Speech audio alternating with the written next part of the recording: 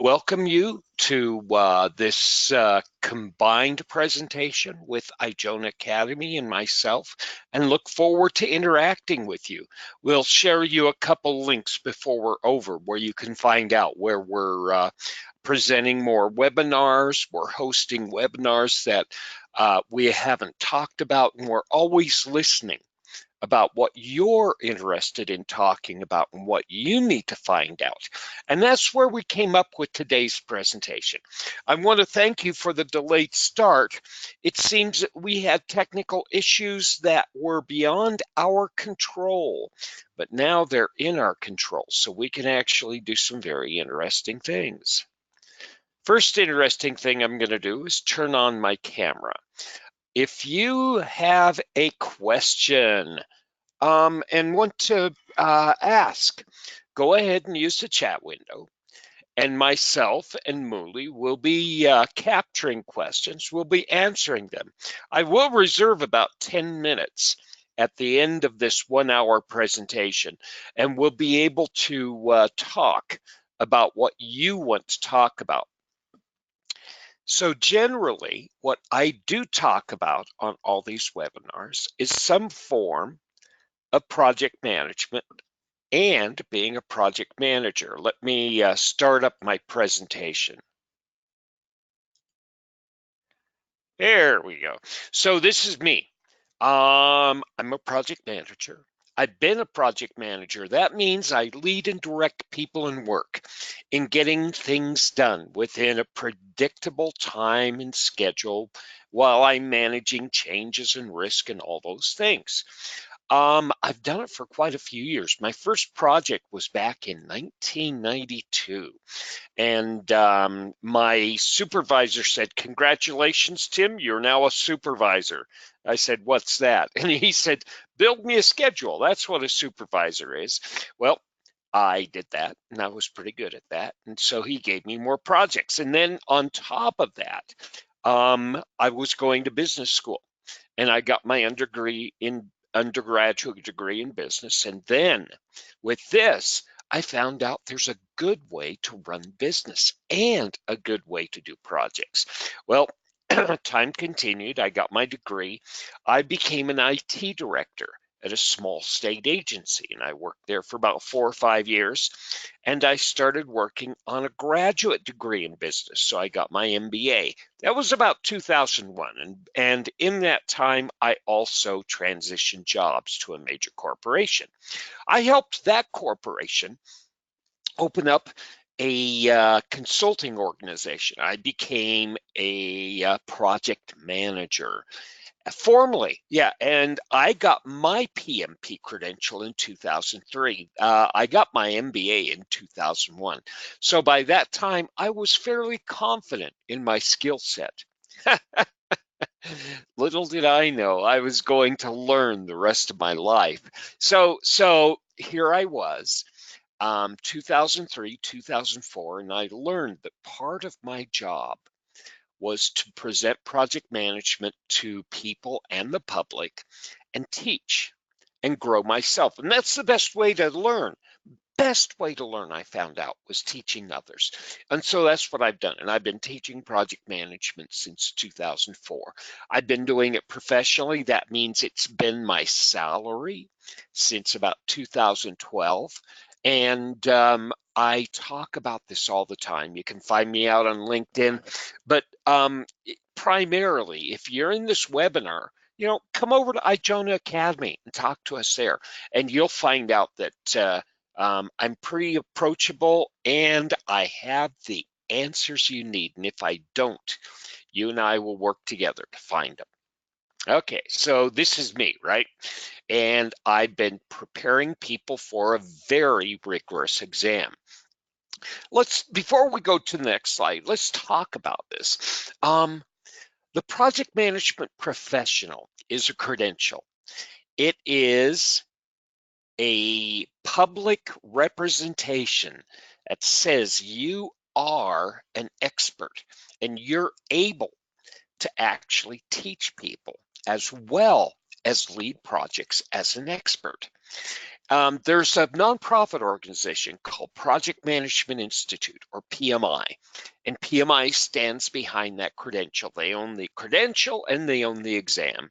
The exam is very rigorous, and in its preparation, you learn more about yourself than you learn about project management, because the exam doesn't just test your knowledge, it tests your ability to think, act, behave, and decide like a proper manager would. It's challenging, it really does. And in preparing for it, it turns everything upside down. And that's the objective. If you want a life-changing experience, you're going to have to change your life. You can't expect that things are going to be the same. So going through something like this, preparing for something as rigorous as being a leader of smart people, you can expect a change. So what we're going to talk about today is the PMP, or Project Management Professional Credential Program. Now, the program has a lot of pieces, okay? It has a bunch of documents, and we'll look at those documents, but it also has the exam. It also has the questions in the exam. It also has the structure of the exam, how the exam functions. And so the documents we're going to talk about structure the exam and determine how it is going to behave. So I'm going to say this up front. Many, if not most of the questions on the exam are not going to change. What is going to change is where they're structured and presented and how you're going to prepare. These are the things you can expect. There's a little document called the Exam Content Outline. People don't really pay attention to it, but you should. I'll show you where it is and we'll talk about it, okay? It is a descriptive document that defines and structures the exam, okay? It also talks about the things that Project Management Institute says a project manager does throughout the life of a project. It's the tasks a project manager performs, and that's what the exam is about. The structure has changed. The project management body of knowledge is just that. It's a body of knowledge. Actually, it's two things. It's a standard, which means it's something that you should do on a regular basis, and it's good practice, which means if you do these things, you'll get pretty good results. So you have the standard, but you also have something called a guide to the standard, and they're both in the project management body of knowledge. This is going to be released soon. Well, probably not tomorrow, but they're starting to work on it right now, okay? We'll talk about that a little bit. So we have the exam content outline, and we have the project management body of knowledge. One of the most fascinating changes is a program that you don't even know about. It's called the Registered Education Provider Program. You probably don't know about this, but I'm going to talk about this as well, and we're going to see how that changes things. This is a game changer. This is a total paradigm shift. So we're off, right? Okay, let's talk about this. Oh, we're going to wrap this all up probably about 10 minutes before the end of our time together, and then we're going to figure out what this means. We're going to try to do some predictive analysis, right? Forecasting. Okay, so the exam content outline as it is now was first published in 2015, so it's pretty old, right? It's going on 5 years old. Now, it talks about what? What did I say it talks about? Tasks. Tasks a project manager performs. Project Management Institute surveys companies as well as project managers, always on a regular basis. And they look for things like salaries. What do you make? And businesses, how much do you pay your project managers? And what do you do as a project manager? And when they survey businesses, they asked, what do you like to do? And when they pull all these surveys together, they find out some things. They find out things like if you have a PMP versus not, you generally make 20 to 25% more. Isn't that scary? There's a lot of things that they find out, and they release these results. Well, also, if you do this over time, you find out that the job of a project manager changes. And so that's what they're looking at. Now, what they do is this exam content outline was broken up in 2015. They organize this work in different manners. They organize it by task, by knowledge, and skill, okay? Now, they also break it down by domain. When I say domain, it's a group of processes, okay? Initiating domain. That's the tasks that a project manager does in getting a project approved. Planning. That's the task a project manager does in putting a plan together for a project. Executing. These are the tasks a project manager does leading and directing the project work. And monitoring and controlling.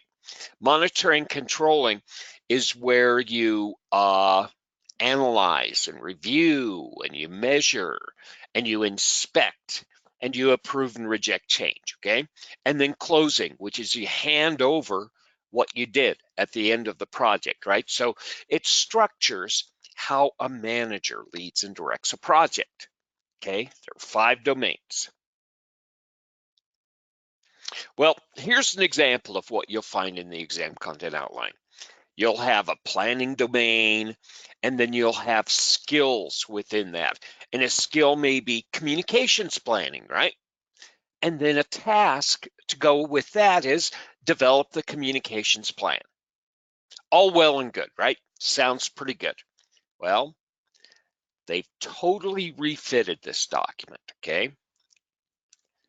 Now, the new one was out in June 2019. It's been out for a while, but they haven't used it yet. It was supposed to become active in December, I think. I may be wrong. One of you may know this better than me. But they decided to update the exam and reflect the new exam exam content outline on it July 1st. So if you want to take the exam as it is today, you can, and you can take it until the end of June. Okay, these changes don't apply. Now, here's what the new exam content outline looks like.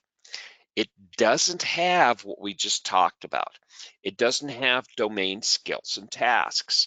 It now has domains, tasks, and enablers. And you're saying, sure, Tim, they're just calling them by different names. Sort of. We'll look at this, okay? We have domains, but they're different, and they mean different things. We have tasks, and they have defined tasks specifically, which are underlying responsibilities of the manager. They're not specific and tactical. What did I say?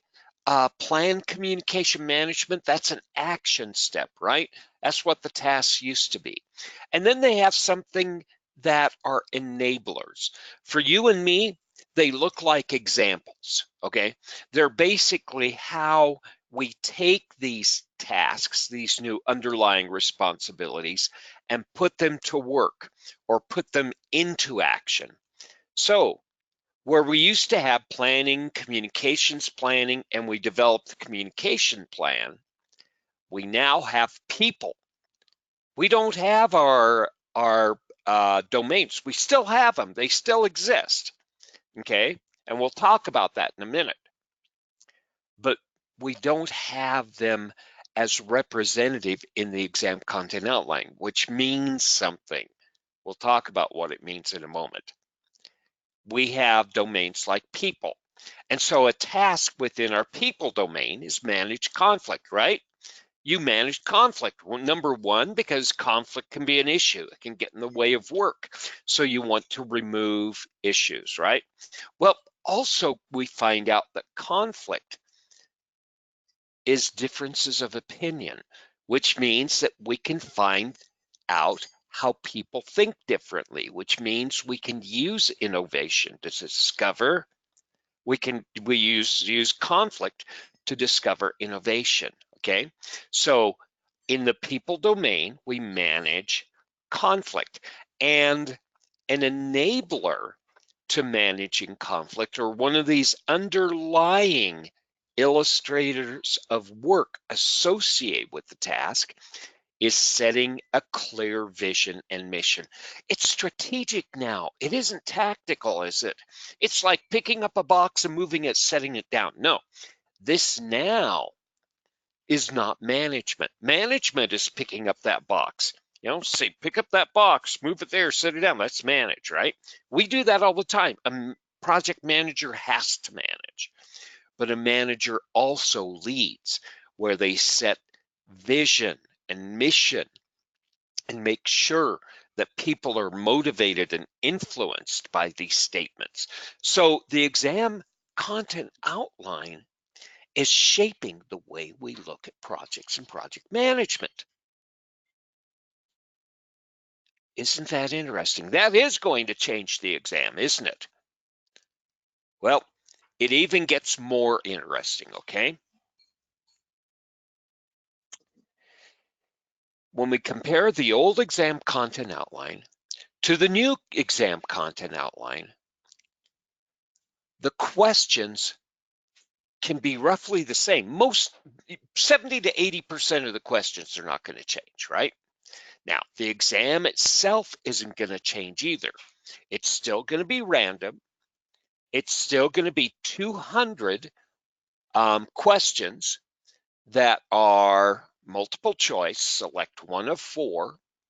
And you have what, 4 hours to take this exam? So you have roughly 1 minute per question that you can use if you want to break up the time evenly. And that exam is going to be generated when you sit down in a testing center, okay? It'll be a unique exam from anybody else's. So the questions are going to be totally random. Now, this is what happens. In the old exam, they didn't tell you anything more about it except 10% of your questions will be part of the initiating domain.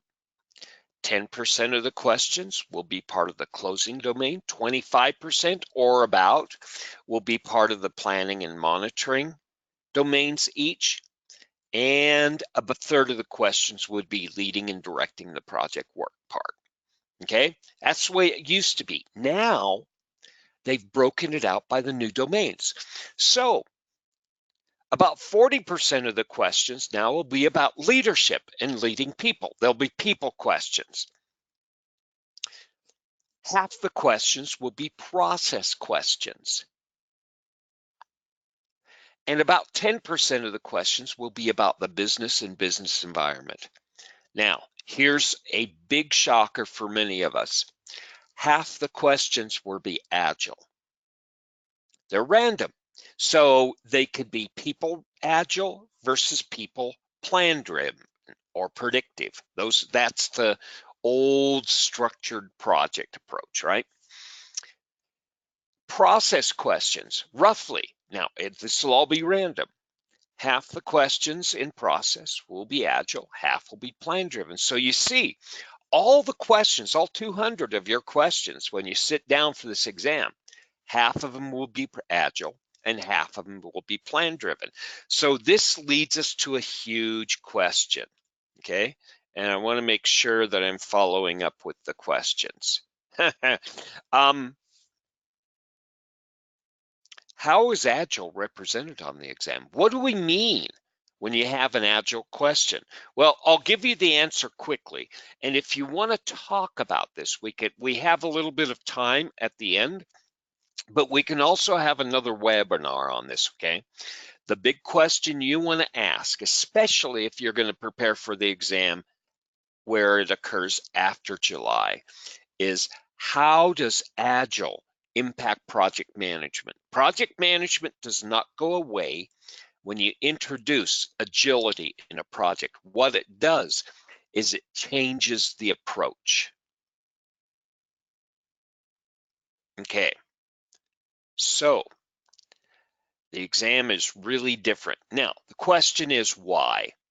Why did they go to all this trouble? And why are they taking the exam in this direction? It has to do with a nice little triangle. It's the talent triangle, okay? This was published by Project Management Institute in 2015. And this talent triangle was a reminder and a graphic to everybody who had a project management professional certificate or was studying to be a project manager and gain their certificate, okay? It was a reminder, and it remains a reminder, that our job has three pieces. You see them there, right? Technical project management, leadership, and strategic and business and management. Technical project management, that side of the triangle, is the process part. That's my scope, schedule, and cost. It's my quality and purchasing and risk. It's my team and my stakeholders, my communications, my integration. It's what we used to call project management, okay? It's all the busy work. It's all the actions and steps we do, right? It's pushing paper and measuring and making decisions and that kind of thing. Well, PMI said that's only a part of your job from now on. Since we're leaders, we have to invest. We have to double down in our knowledge and expertise in managing people, right? We manage and we lead. So we're going to have to learn how to lead. So the exam is going to test you on how do you lead. So how do you lead? I gave you a hint, didn't I? You paint a vision. You motivate. You give people a reason to do good work. You influence. You create an environment such that good work gets done real easily. And that's what the job of a leader is. So we study that as we prepare for the exam, and the exam tests us on this. Now, that is clever. I'd like you to think after this webinar, how would I write an exam that tests me how to be a leader? The best way to do this is to drop somebody who's taking the test into a situation and say, here's the problem. Everything's going wrong. Everybody's upset. They're coming to you and says it can't be this way. And here's the data, here's the analysis, and here's the options. What do you want to do? That's how the exam works. 80% of the questions are just like what I said. They're called situational. What do you do next? What's the first thing you need to do? What's the best thing you need to do? And guess what? On the exam, the options are not all going to be good options, or maybe sometimes you have too many good options. Why? Because that's the way it is in a real project. That's the day-to-day work that a project manager and a leader goes through. And you go from crisis to crisis to crisis, and that's what the exam puts you through. It is really nerve-wracking and frustrating, but you know what? It prepares you and it makes you think, and it drills you on what is good practice. How should you treat people? And this goes back to our last webinar, right? What did we talk about? Morals and ethics, right? Good and bad, good hammers and bad hammers, the use of good hammers and bad hammers, and good and bad people. And there's no good or bad people. We said that, right? It's how we choose the right thing to do. And so the exam is going to test you what's right and what's wrong. Morals and ethics are a big part of this exam too, especially in business. And about 10% of your questions on the exam will be about business and business management. I thought this is project management, you say. Yeah, it is, but it's also business. When I say business management, it's the environment or the business around projects. Your project is going to change business. You're going to have business discussions about why you need to have this project. You have to be able to talk to finance and legal and purchasing. And so the exam has to teach you and test you and validate that you're comfortable doing this. So you have 3 pieces now you have to prepare for in the exam, not just one: technical project management, leadership, and business management or business acumen. Your knowledge and your ability to do and think about and influence business. So there we go. That's the exam content outline. So that's a big change. All of this is going to happen in July 1st. The end of June, exam like today. The switch goes on in July, okay? Okay, we can talk more about this later, but that's just one of 3 documents that are changing. We have 3 that are big. Let's go to the project management body of knowledge, okay? So I don't have the most recent one in paper. I've gone completely electronic, right? I have a PDF and we can look at it if you want. This is what the old PMBOK looks like. This is the 5th edition, right? Huge. And by the way, if you want to laugh, this is what we were using back in 2015, okay? That's a lot of stuff. That's what the test is like. You know what the test was like in 2003? Here it is.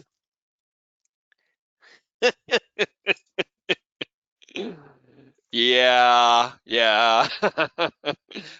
Guess what? That exam was the most rigorous exam that I'd ever gone through.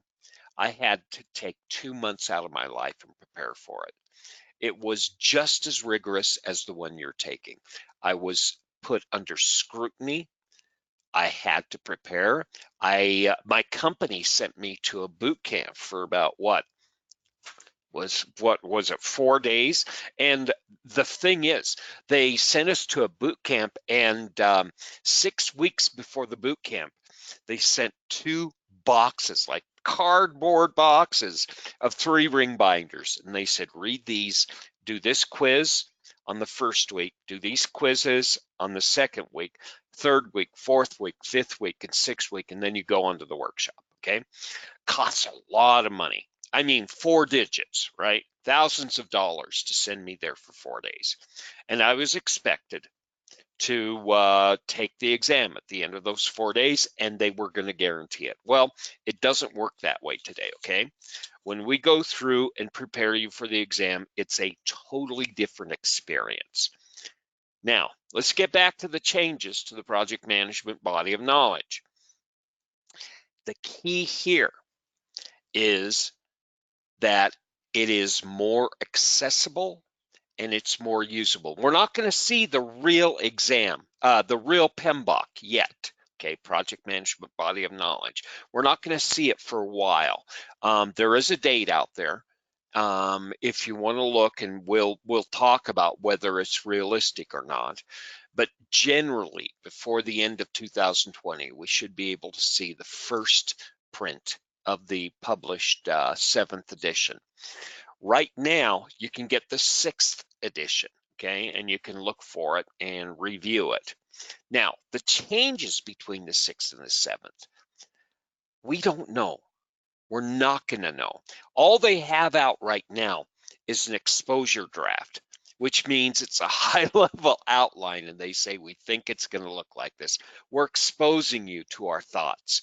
And they're doing this inside of PMI.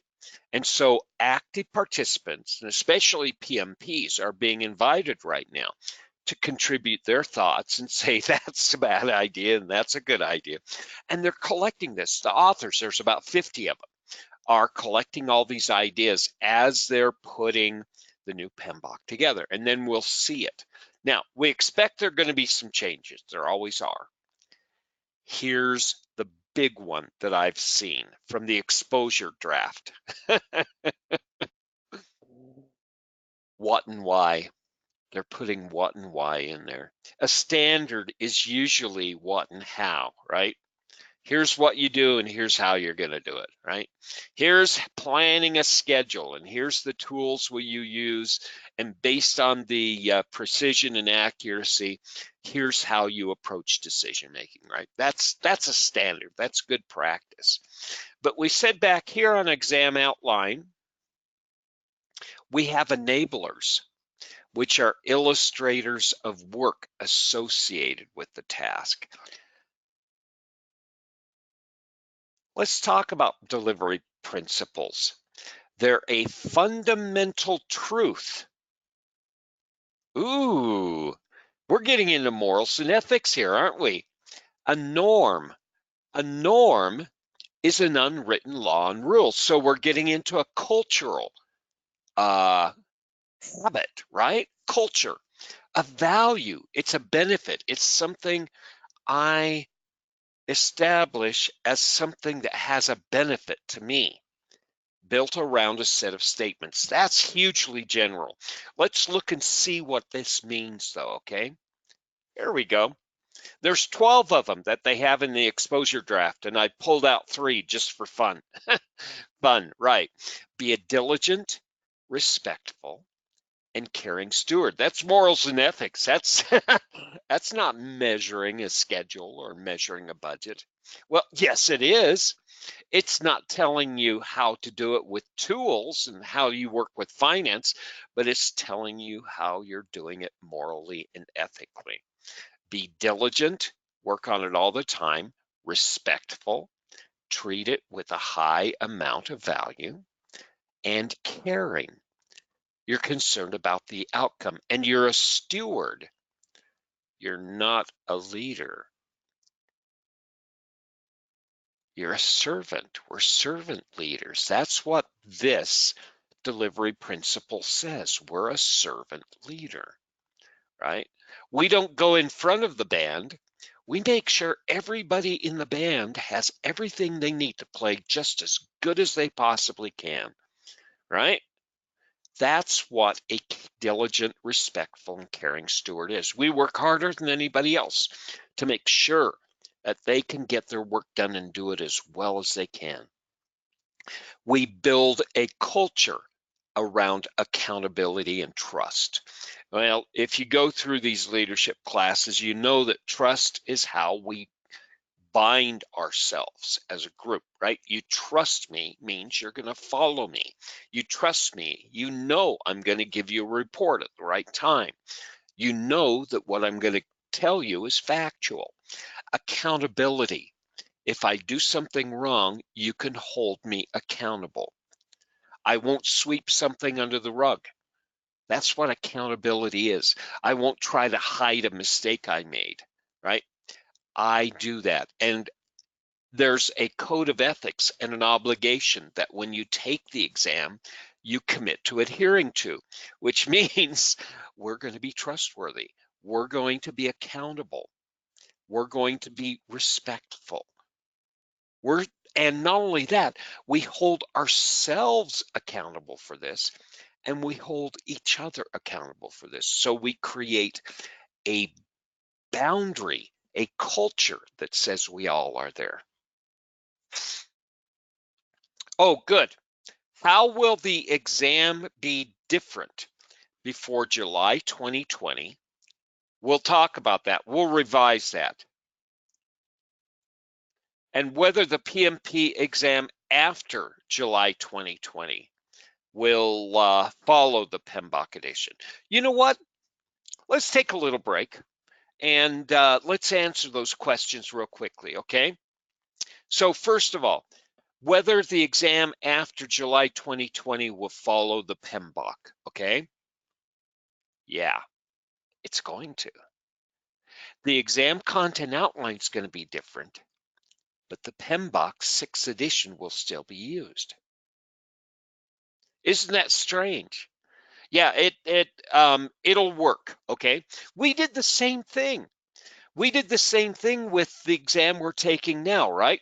We had the 2015 version of the exam content outline with the 4th edition. And then at the end of 2017, we changed from the 5th edition of the PMBOK to the 6th edition of the PMBOK. And what happens generally is you do a leapfrog. There's a time when you change the exam content outline, and then you change the PMBOK in the next cycle, right? So one cycle has both changes, but it's like a tick-tock. Every 2 years, you have the tick of the exam content outline, and then you have the talk of the PMBOK, okay? Now, to explain how this works, the exam content outline is the tasks that a project manager performs, where the PMBOK are the actions and steps that a project manager does. So you can think that the PMBOK is the framework. It's the glove within which the project manager operates. It describes the work of a project. And the exam content outline works like the hand that a project manager puts in the glove. So in effect, on July 1st, we may be changing a bit of the hand, not all of it, but we're changing a bit of the hand, but we won't change the glove for a little while, okay? So yeah, we can expect the exam to change July 1st and then change again when the PMBOK 7th edition changes. Now, how will the exam change be before or after be different? Well, we spoke to that, right? Let's actually go back there and we can talk about it. It's this slide. When you take the exam right now, it's totally random. But what we're saying is,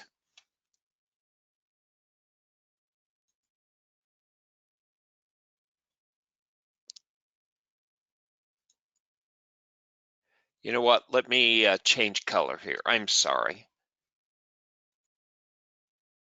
Let's do this color. What I'm saying is, and this is weird.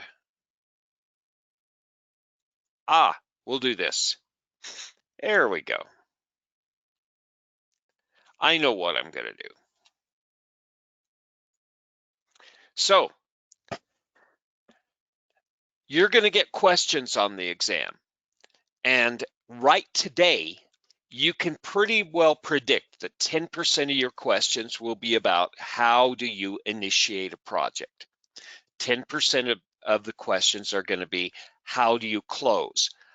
But on July 1st, they're organizing the random questions differently.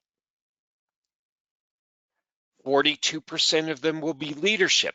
Now, that people part may be made up of initiating leadership, planning leadership, executing leadership, monitoring, controlling leadership, and closing leadership. I'm going to do something here, okay? This is going to take me a minute. But I want to get a pen out here. I really need my pen. And so I'm going to start up my pen here. I apologize. I like my tools, right? So what we're saying is, right now, our questions are broken up like this, right? And actually, these could be part of any of these, okay? So you don't have a measurement of these 3 areas right now on the exam, okay? Now, this is going to be important in a second. Now what we're doing is we're saying, and this happens July 1st, 42% of your questions are going to be people, process is 50%, and business environment is 80%. Now, why do they do this one? When they go to evaluate and they look at your score, they're not going to score you just on process. And remember what I said? Process is this. Process is all about initiating, planning, executing, monitoring, controlling, and closing. So 50% of your exam is going to be the same.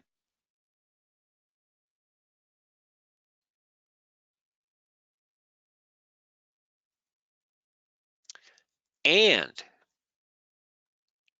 42% of the questions are going to be about the exam, and 10% are going to be about the business environment. Oh, my screen is at the docs page. Ooh, let me do something here. I apologize. Just a second.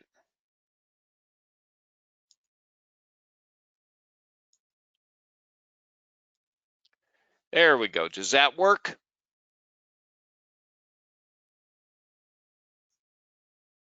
Is that better, guys?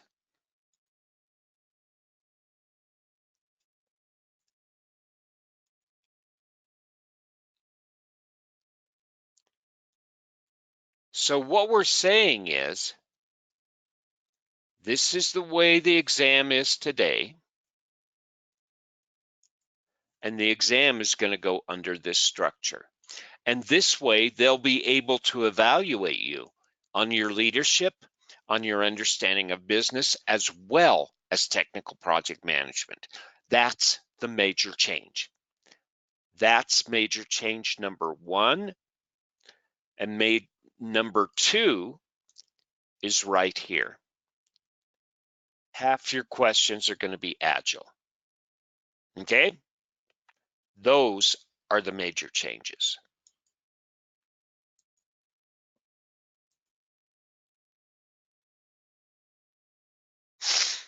So the PMBOK adds a lot of statements like be a diligent, respectful, and caring steward, build a culture of accountability and trust, and engage with stakeholders to understand their needs and interests. When I say engage, get them involved, have them participate. That's what the PMBOK is saying. It already said it, but it was an underlying thing that was not stated directly. Now these things are being stated precisely and directly. They want to make sure that this leadership and business stuff is reflected. We don't know how much the PMBOK's going to change, but what we do know is that the PMBOK, once again, like the exam content outline, is following the talent triangle.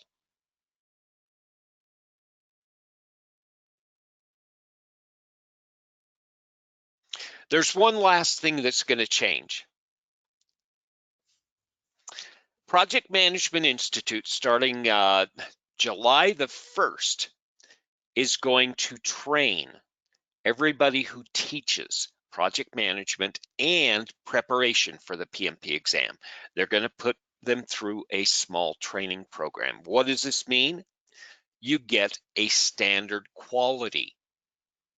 You get everybody who knows a baseline approach to teaching and have a baseline understanding. It's before that, there's no standardization of trainers. Now they're going to have it, and they're going to do it. The people who teach, the people who own the exam and the questions, the people who write the PMBOK are also the people who are going to be training these trainers. Training material for training the trainers and for teaching project management is going to be standardized. It's all going to be the same. The Registered Education Provider Program is a program that training companies sign up for if they want to be recognized as an expert trainer of project management. They work with PMI, and that PMI signs off on this. Well, now PMI is saying, well, in order to sign off for it, you're going to have to use our standardized material, right? You don't just put your own material together. And it's all going to be centralized and digital.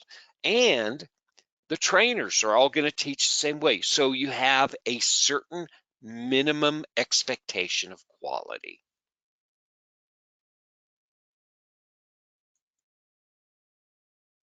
So let's put all this together. We still have a little bit of time. First of all,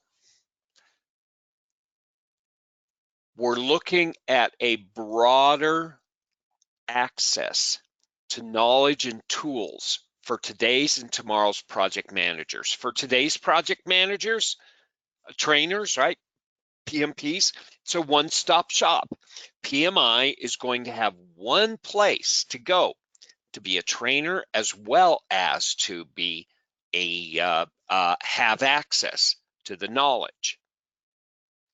And for tomorrow's project managers, they get a certain access. Now, this includes the PMBOK guide. The PMBOK guide is printed right now and a PDF. And what they're going to do is put it in an online tool that makes it easy to upgrade the PMBOK and make changes, but it also allows it to be really flexible. You'll still probably be able to get a print copy and get a PDF, but online it'll have much more access to searchability, and you'll be able to do much more with it. And support and predictability of training. I can't stress this enough. It's a great sign that we're stabilizing the way we present this. Now, I went through training in 2003, and I've seen how it's matured. And this is to be expected. And this is a sigh of relief I have that they're finally doing this. Okay? So that's what's happening. We know what the exam is about. We know how the exam is changing. And what I've given in the end slide here are the where you can go to find this information. And let me pull these links up for you, okay? Let's see here. Where can I get these links? Here we go. Yeah, if you request and receive the page, it'll take you here, okay?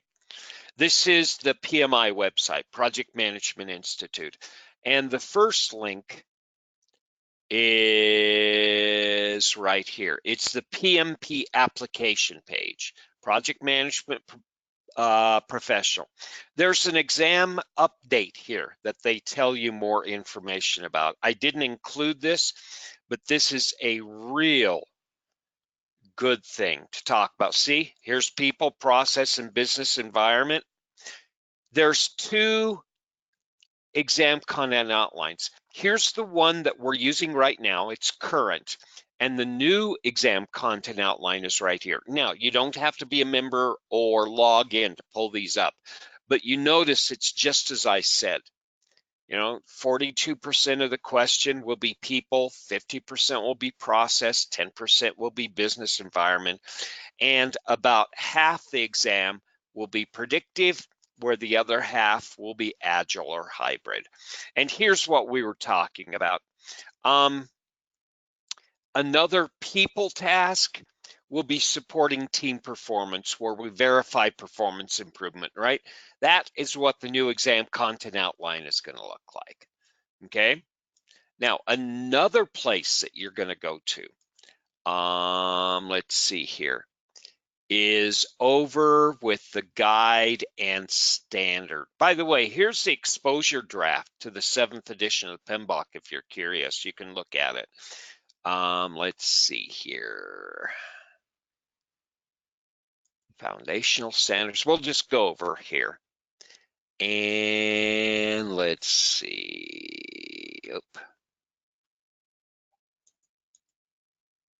There we go.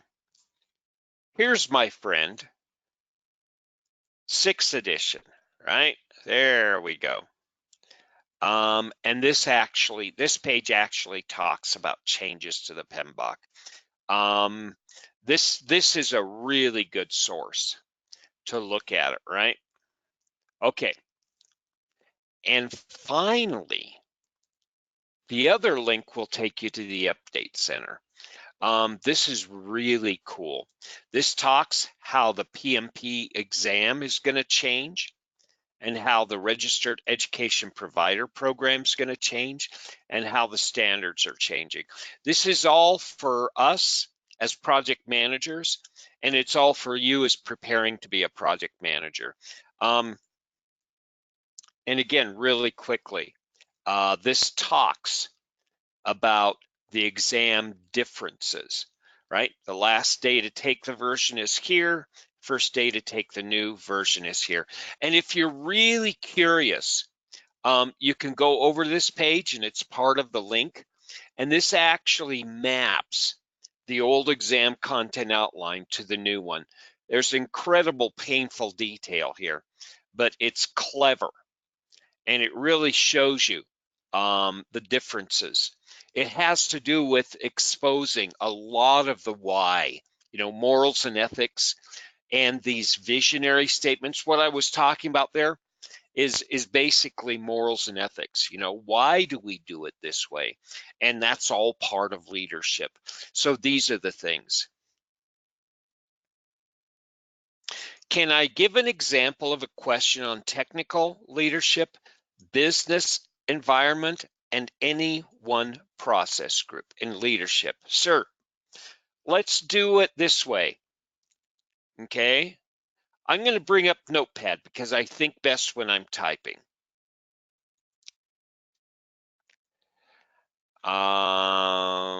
Let's see here. Come on.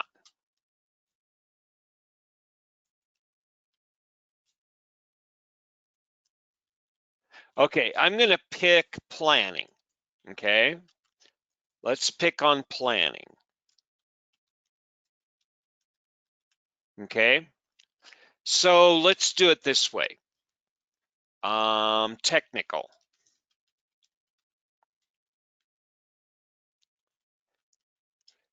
You don't have information, but you do have experts you can rely on. What's the best form of estimating duration? Okay, and the answer is PERT, or the beta, okay?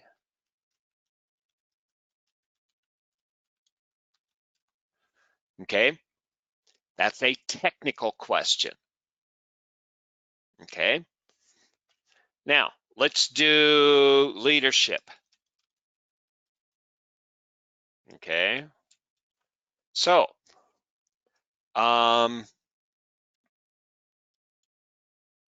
you have your planning team in an adversarial position in the conference room. Before you can get them to make any decisions, which conflict management technique can you use in preparation? Okay. Now, the answer to this is smoothing. Okay. Smoothing is finding something everyone can agree with, right? It's a leadership tool. So that's our technical and leadership. And now let's do our business, right? Business.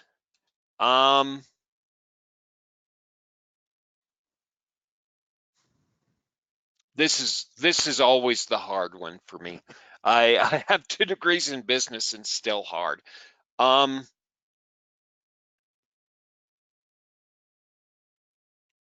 Oh, I know. Your business analyst has come back with the business case and has some numbers to analyze. Who do you need, or which organization do you need to validate in order to confirm that the business case is indeed representative of your project's benefits? Okay. Now, you're going to have a team, right? Team and sponsor and experts is a great answer, but the question asks organization, and so we have to answer finance here. Okay, yeah. When you work with a business analyst, you have finance do that, and this is business knowledge. Okay, it's not just technical knowledge. It's not just leadership. Does that help you?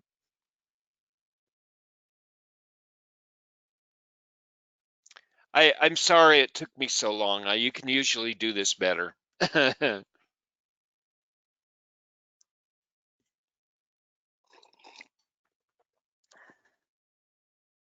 Cool. Let's see if I missed any questions. How am I doing? Let's see. Yes. Um, the exam, what's it going to be like before and after? Whether the exam after July will follow the PMBOK 6 edition. Yes, I answered that. Okay, we're caught up with questions. I'll wait for more questions for a couple minutes. This was a great exercise. Whoever came up with this question, thank you. This is a challenge. I really appreciate these challenges. They're fun, and it really helps me.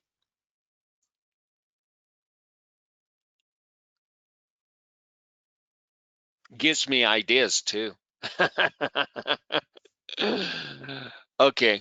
I'll wait here since we did start late. I'll wait here for another 2 or 3 minutes.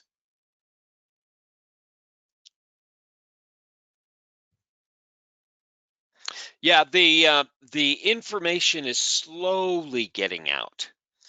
And if you prefer, we can start sending out links to articles and updates on the PMP program. Would that benefit you all if we did that? We're not going to have a huge amount of information over the next few months, but we may have 100 to 200 words that give you updates in that. And if you appreciate it, I'd be really, it wouldn't take a lot of effort to actually get that up on the Ijona webpage. And we can keep you updated on these things as well.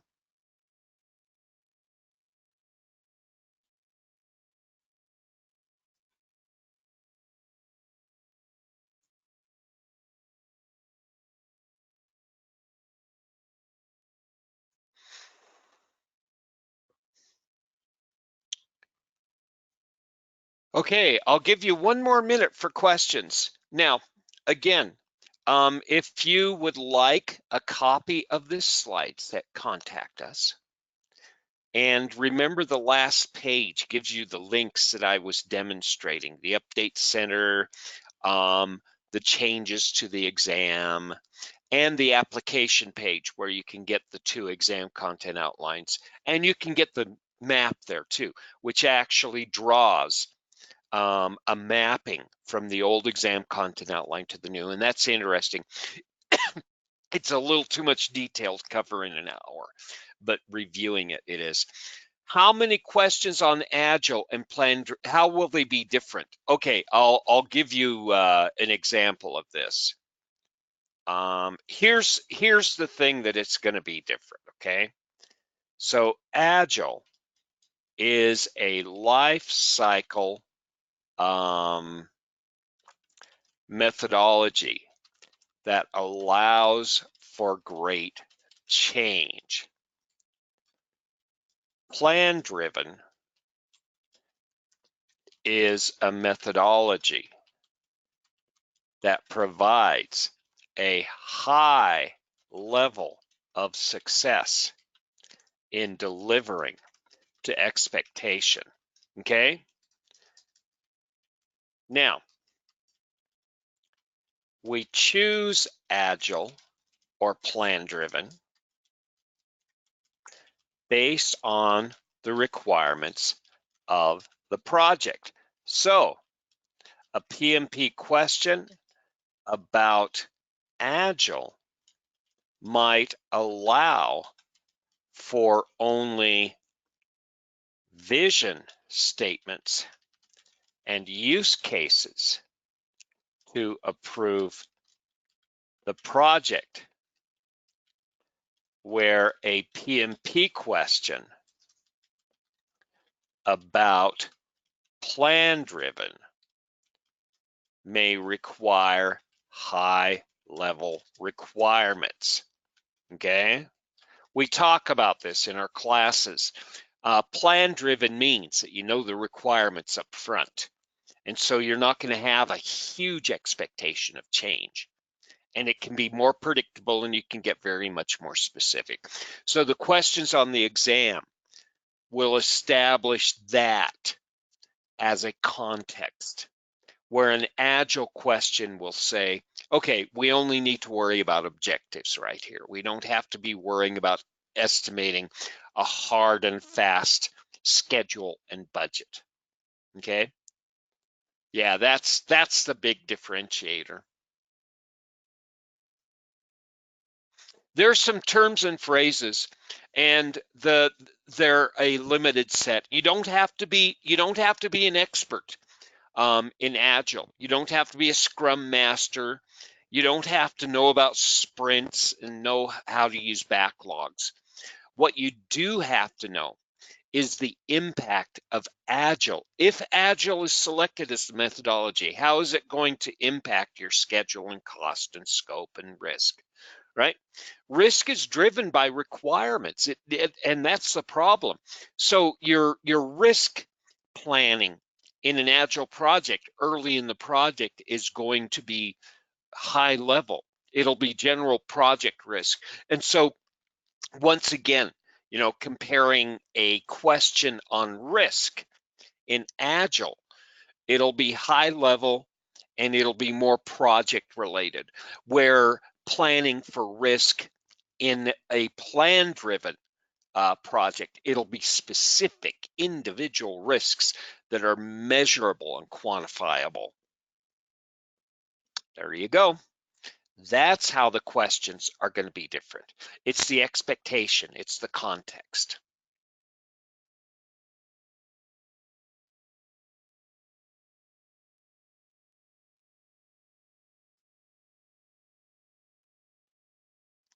More questions?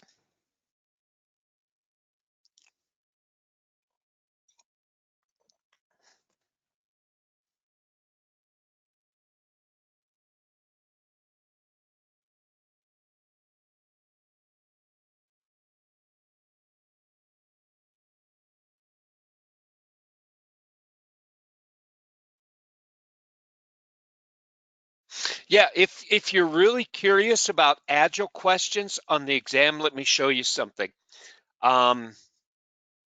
There's a sister site to the Project Management Institute. Okay, it's called projectmanagement.com, and they own this website. Okay, right here's the PMI brand. You can go over here and log in if you have a PMI account, and you can actually look at practice questions. Okay.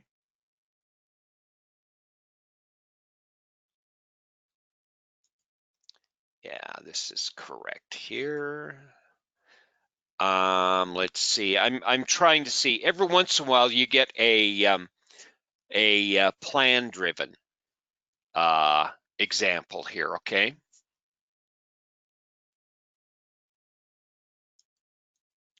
Yeah, I'm just going to try something really quickly. Yeah, all of these are plan driven, but once in a while you get agile questions on this practice question generator.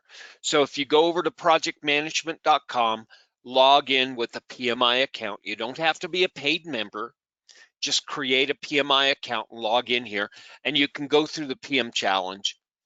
And you can do an infinite number of these practice questions. This is a good way to prepare, by the way, right? It tests your ability to solve problems.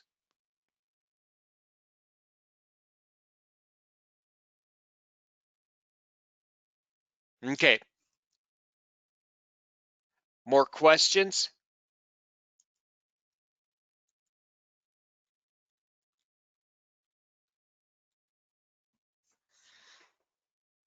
Well, it's about that time, everyone. I want to thank you very much for your participation, your interest, your curiosity, and your continued engagement. Stay engaged with whatever you're doing, and please engage with us. If we know what you need, we can actually do a lot of interesting things together. Our satisfaction is your satisfaction. So tell us how we're doing. Keep in touch and tell us what you want to study. I have about 30 other webinars that we could be talking about, but I want to talk about what you have questions. So keep the questions coming and we'll continue to answer them. On behalf of Ijona and myself and all project management, I want to thank you. Have a great day and let's continue the journey together.